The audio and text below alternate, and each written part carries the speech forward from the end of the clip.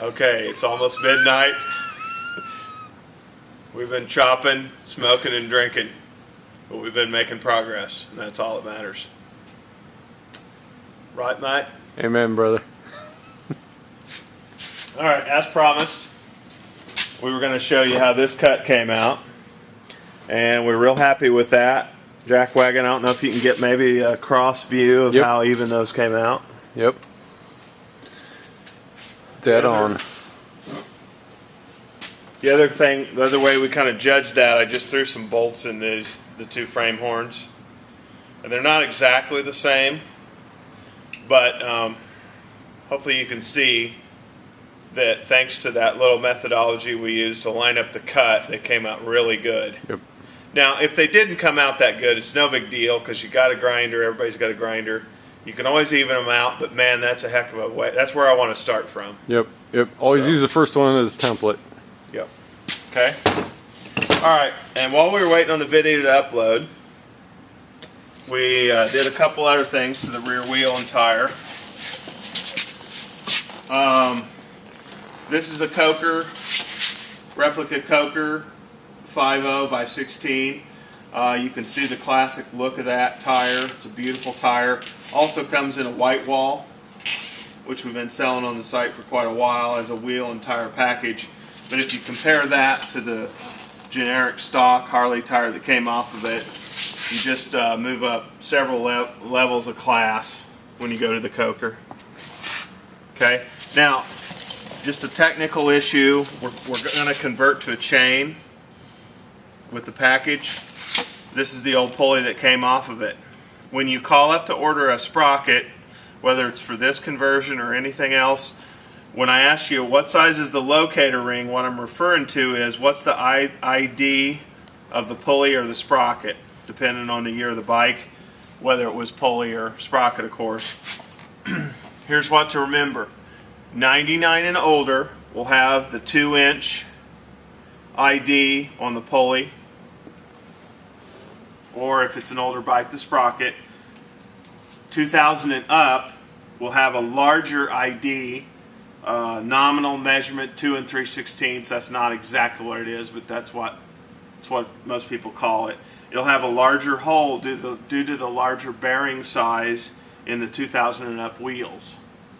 So just to save you some time, when you order pulleys or sprockets or discs, what you need to know is what's the ID of either the stock thing coming off, or if you've got aftermarket wheels, what's the diameter of the locator flange sticking out of the hub. That'll save you a lot of time, help you get the right thing. Like I said before, we're going to chain to get the classic look. Also, I just prefer chains on all my builds. They're simpler, easier. They have the classic look. I find them simpler and easier to deal with. A belt, you're sort of locked into the size, whereas a chain, you can break it and cut it to any length. Okay.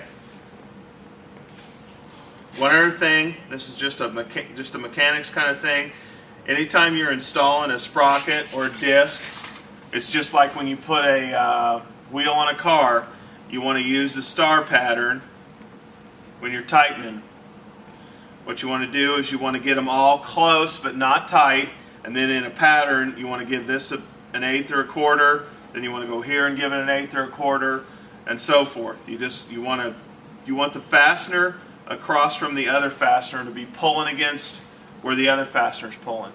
And you just slowly work your way down tightness in a star pattern like so.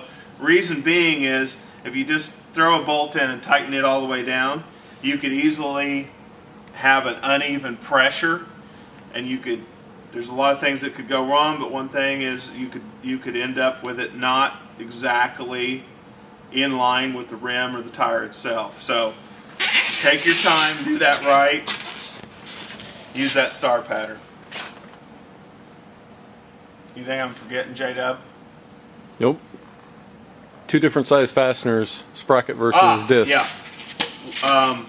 What you'll notice is that typically on a stock Harley, the drive side fasteners are larger Some cases they're 7/16, some cases they're 3/8, and the brake side will be a size smaller, be a size down. Typically you won't be able to mess that up because the holes are smaller. You couldn't bolt it on wrong if you wanted to, but like say when we went to mount the tire, that was a handy thing to remember because we were able to determine which side was the brake side, which side was the drive side, just by threading a fastener in there. These tires, these cokers, are non-directional anyway, so that's not a big deal. But if you're using a directional tire, when you have the wheel in the tire mounting machine or whatever, however you're going about mounting the tire, you can quickly check to see which side is drive, which side is brake, just by which side has the bigger fasteners in it. And that's probably all we're going to do for tonight. We got some beers to drink and it's midnight, so we'll see you next time. Amen. Cheers, brother. Cheers, mate. Cheers, mate.